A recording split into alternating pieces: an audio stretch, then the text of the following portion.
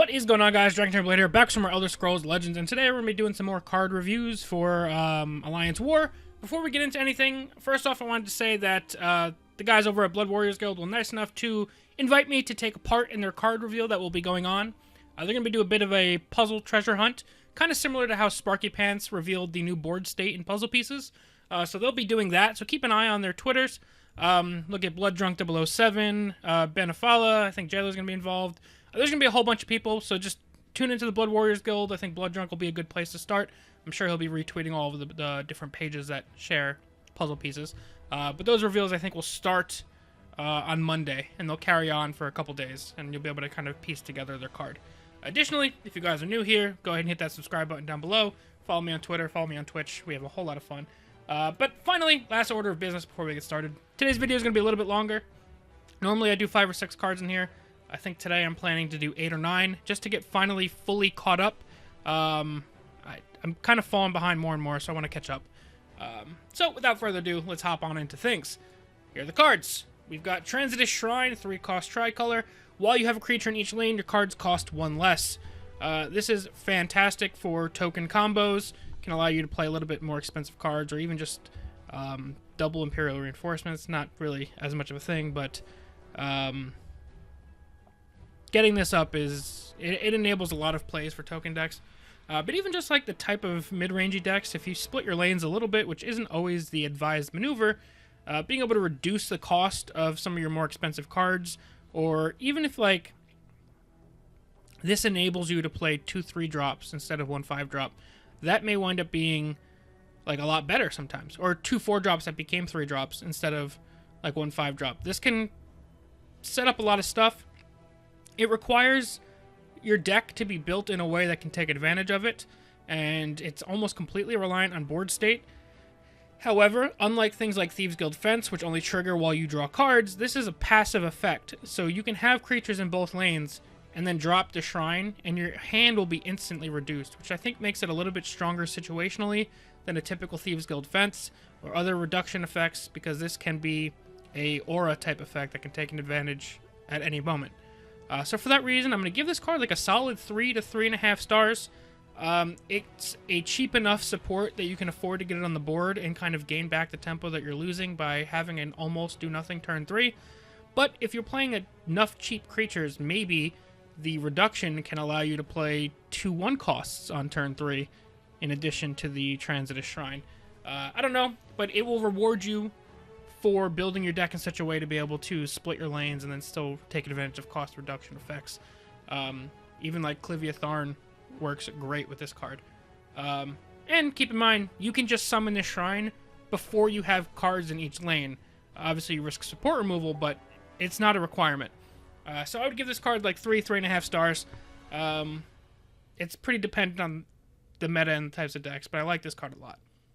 Next up, we've got a legendary. Sai Sahan, 6 cost, 7 cost, 6/3, immune to wounded enemy creatures, and gives all enemy creatures -1/-1. So obviously the health is a little bit scary. This guy dies to almost any removal in the game, damage-based removal that is. But there's a couple things it has going for it. If your opponent doesn't have that type of damage-dealing action in hand ready to go, you play Sai Sahan, he's going to wound the entire enemy lane, the entire lane of enemy creatures, so they can't deal damage to him. So if you got, like, I picture, like, cheeky things of giving this guy guard and then wounding the entire enemy lane. If they don't have a damage-dealing action or a charger, that whole lane can't hurt this guy. In addition, there's a whole lot of pretty cool plays, like, naturally, Shearpoint Dragon on 6 leads into a great Sai Sahan, which turns into a level 3 Drain Vitality, essentially, when the Shearpoint buffs this guy. This is the definition of, like, honestly, it could fit into a control deck. It's pretty good near the top of the curve of a mid-range deck, just because it really allows you to push an advantage. It can potentially set up a ton of favorable trades on a very good body. Yes, the 3 health isn't ideal, but honestly, even if it had 4 health, it just kind of gets it out of a couple different things of range. It notably Reverberating Strike, Ice Storm, and Crushing Blow, which isn't nothing, but I think if this card had 4 health, it would probably wind up being too good if it only died to Lightning Bolt and Hard Removal, and also made itself immune to everything that's currently in the lane.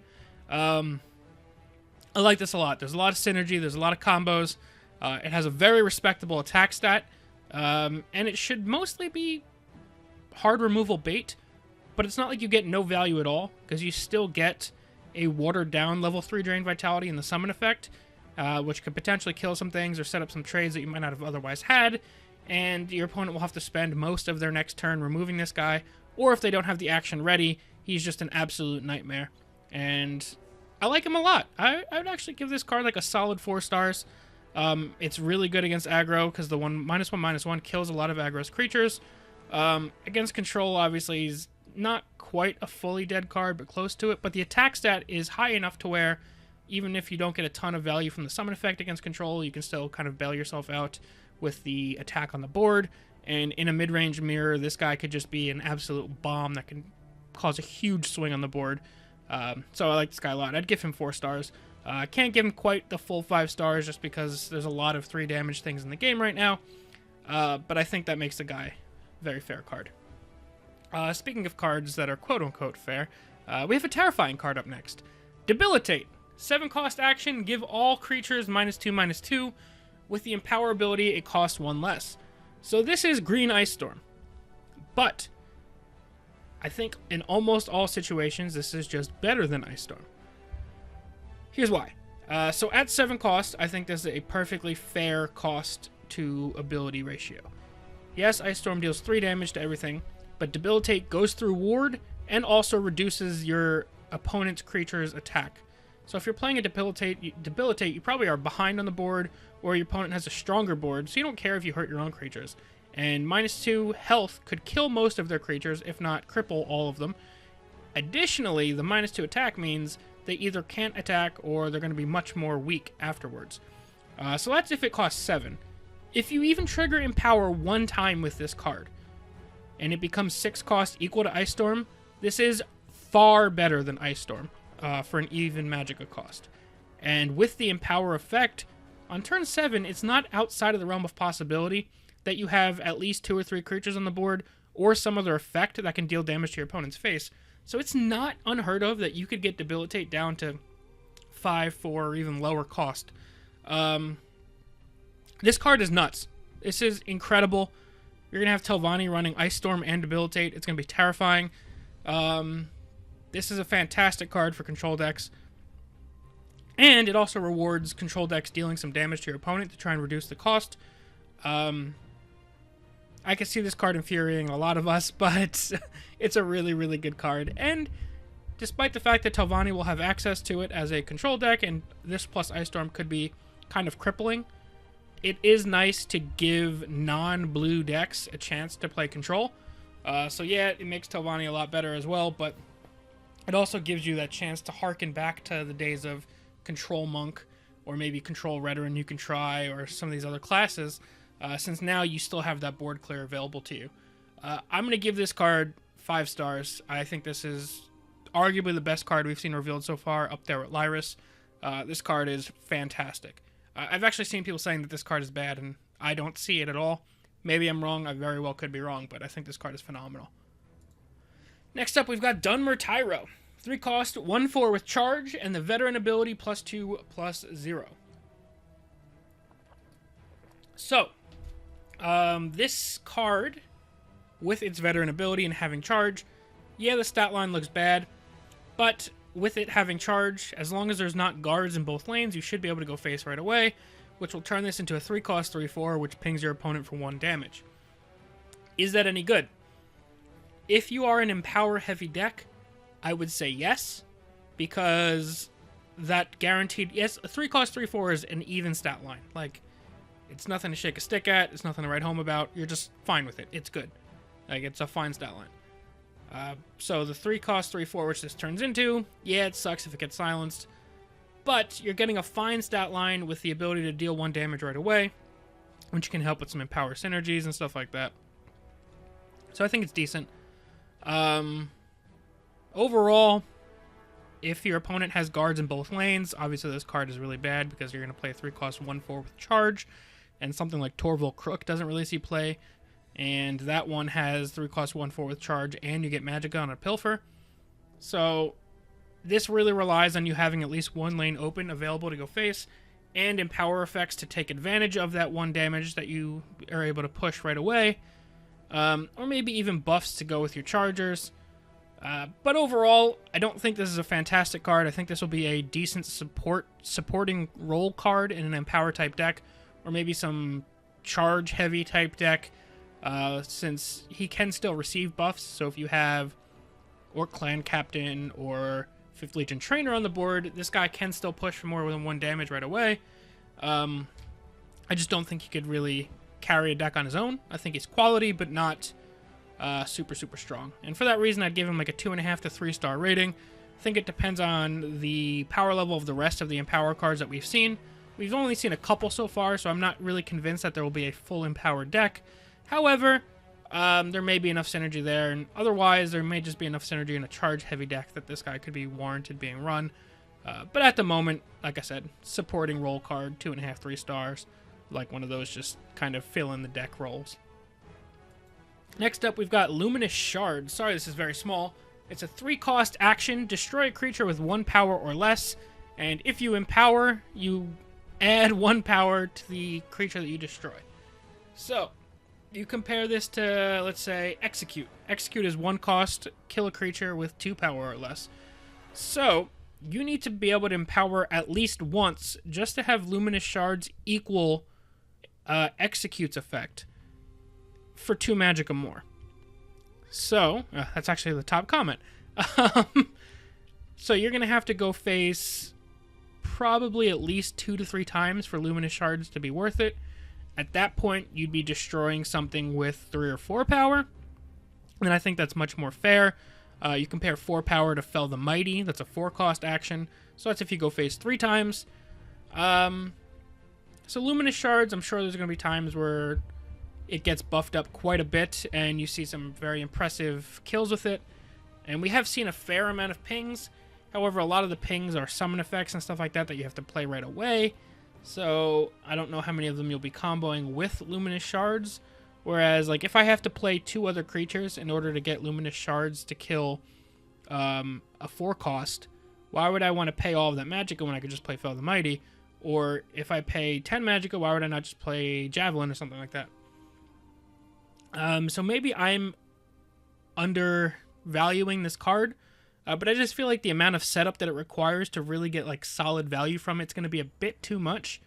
However, we have seen that there's decks that just run all the removal they can, and any removal may be good removal in that situation.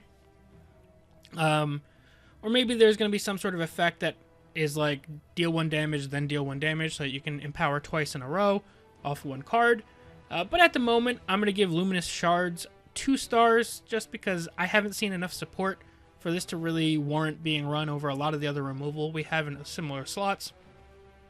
And honestly, Execute's going to be more consistent in this card a lot of the time, and the amount of cards that you need to go face in order to match what Luminous Shards is already doing, I think is a little bit too much more than I'm comfortable with. Next up, we've got Legion Zero Templar. It's a 4-cost 2/5 with Guard. If you have another creature in each lane, gain +0/+3. So at the moment, it is 1 attack and 1 health less than a Hive Defender. However, if you have another creature in each lane, it becomes a 2/8 with Guard. So a 2/8 with Guard is about 5.5 Magicka worth of value. Just stat line alone, it's about 5 Magicka worth, and then Guard is a pretty quality keyword. So it's pretty good in the sense that it could shut down an aggro opponent. 8 health is quite a bit. That could easily eat up 2 to 3 aggro opponents' attacks.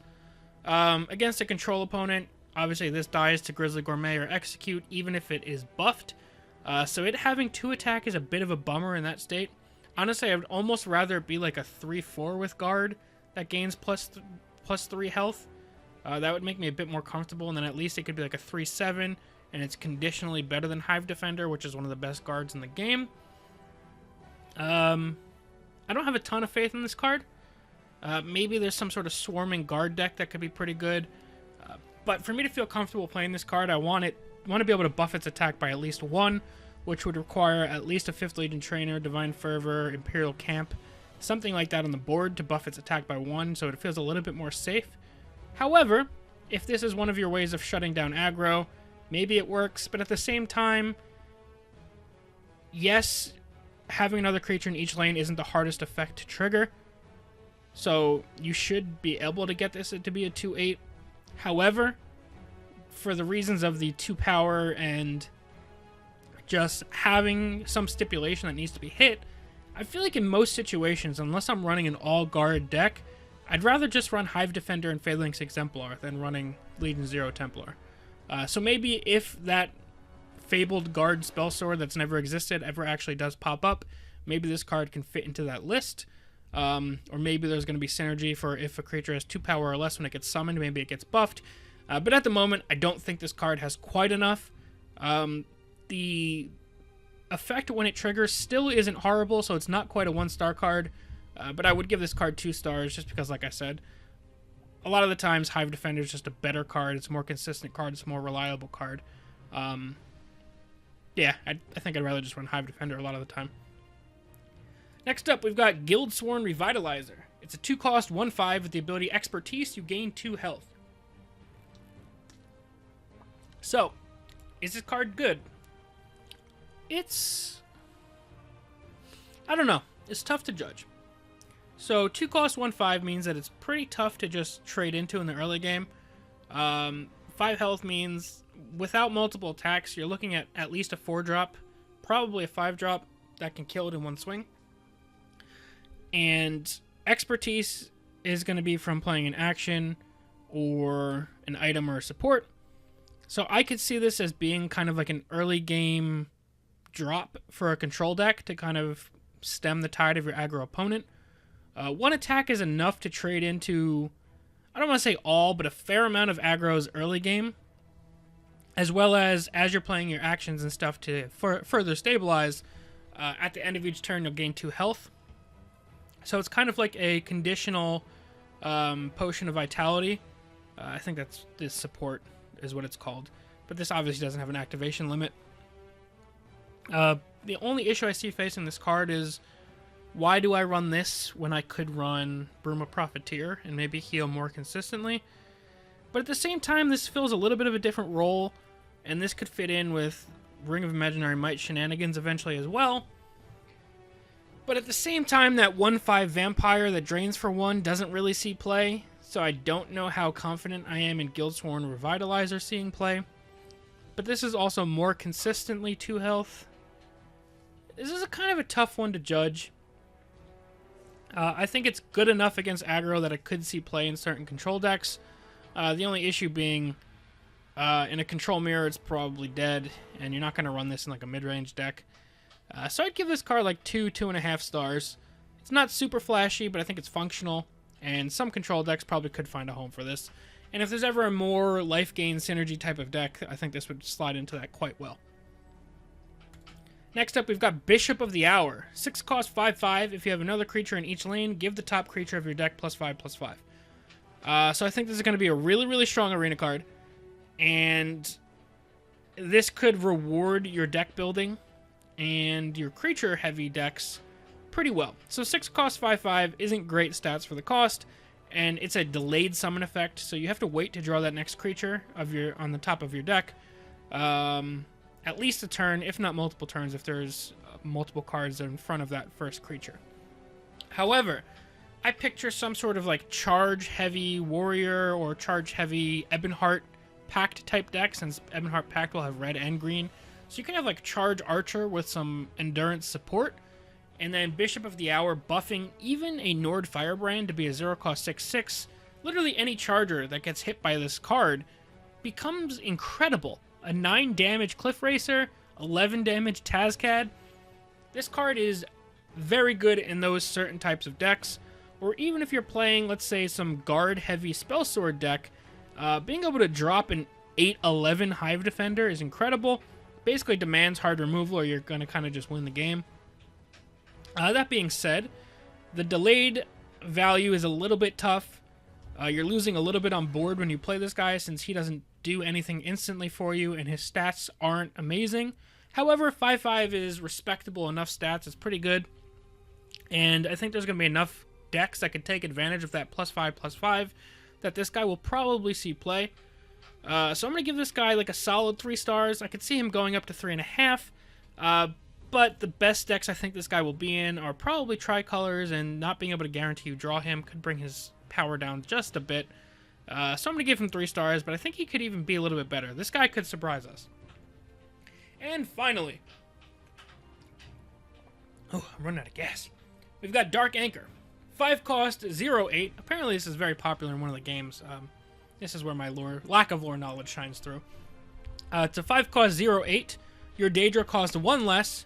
When you draw a creature, transform it into a random Daedra. So this is kind of one of those cards. It's going to be like more just for fun than anything. A 0/8 is almost portcullis stats, and barring High Hrothgar or that new Keen-Eyed Veteran or whatever it was called, it's not going to do anything on the board for you. Transforming into a random Daedra, while yes, the average power level of a Daedra is rather high, a lot of Daedra are expensive, and there's no guarantee that you're going to get a good one. And the cost reduction being 1 is okay. However, this card can be destroyed. Like, I almost wish that this was a support instead of a creature. However, maybe High Hrothgar could still be a thing. I don't know. I think this is going to be one of those more meme-type cards just for fun.